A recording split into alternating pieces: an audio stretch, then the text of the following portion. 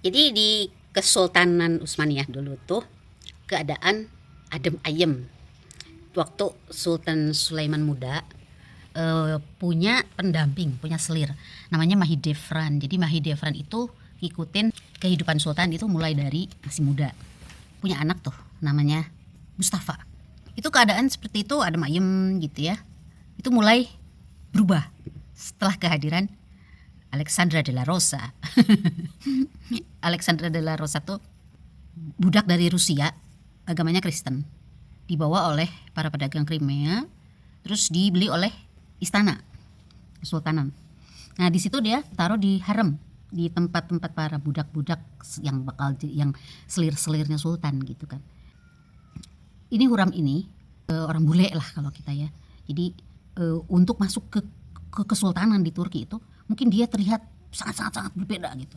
Udah gitu postur tubuhnya bagus ya, tinggi, cantik, terus pinter, cerdik. Aduh nyebut cerdik susah bener. Jadi itu udah potensi banget gitu ya. Langsung bisa merubah fokus sultan. Nah jadi kalau si selir-selir itu kan untuk dipersembahkan kepada sultan, biasanya itu dipilih yang ini. Ini malam ini perempuan yang ini. Ini kan dulu nih ceritanya di film itu seperti itu.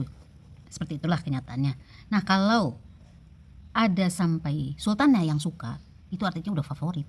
Jadi bakal dapat perlakuan yang lebih istimewa lagi gitu. Huram ini adalah selir yang dipilih sama Sultan Sulaiman. Jadi dia itu suka liatnya. Ini sesuatu banget gitu. Akhirnya dia suka dipanggil. Ya kalau udah dipanggil artinya itu bakal ngobrol, makan bareng, mesra-mesraan sampai ngecas. Ngecas itu artinya hubungan suami istri gitu kan. Ya itu kan namanya perbudakan pada zaman dulu ya. Jadi itulah yang terjadi. Jadi ini terlepas dari apakah ini perzinahan atau bukan gitu ya, nggak tahu lah, pokoknya ceritanya seperti itu dan itulah yang terjadi gitu. Nah Huram ini tahu Sultan Sulaiman udah punya Mahidevran, jadi dia mempelajari situasi banyak, ya terlihatnya lincah lah gitu. Nah itu akhirnya dia masuk Islam. Itu kan bikin Sultan Sulaiman senang tuh. Terus udah gitu banyak belajar sampai akhirnya masuk tuh ke bab perzinahan. Di bab itu kan disebutkan hubungan seperti itu tuh harus kalau udah nikah gitu. Nah inilah kenapa sebabnya hanya Huram Sultan aja yang dinikahin sama Sultan Sulaiman. Pada suatu waktu Sultan Sulaiman tuh bilang ke salah satu pelayan, tolong panggilin Huram. Dipanggil lah tuh, taunya menolak. Oh Huramnya nggak mau datang. Udah takut aja tuh si pelayan itu. Ini kalau ada budak yang dipanggil terus nggak mau dan si sultan yang bisa marah, itu bisa berakibat fatal, bisa dibuang ke laut, bisa dipenggal atau di penjara seumur hidup atau sesukanya si sultan mau berapa lama di penjara. Nah ini kan takut nih si pelayannya, gimana kalau si Huramnya dihukum. Sultan kaget loh, kok dia nolak gitu sih, coba panggil lagi tuh, nolak lagi. Sampai 3 kali ya kalau nggak salah di film itu.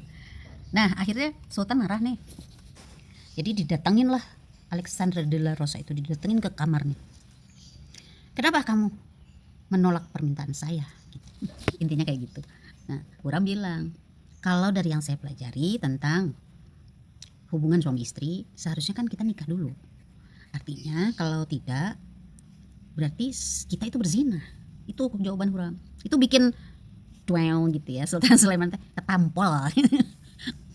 Dan dari situ dia berpikir, akhirnya ya mungkin karena memang cinta ya, suka cinta banget sama Huram, akhirnya dinikahin tuh. Nah ini tuh bikin banyak protes dari ibunya Sultan, dari Mahidevran juga. Jadi apa gitu ya, kenapa sih sampai harus kayak gitu segala gitu, sedangkan tradisi selama ini kan semuanya nggak ada yang dinikahin, kenapa tiba-tiba jadi mau nikah sama itu. Nah itu kan pro kontranya kayak apa.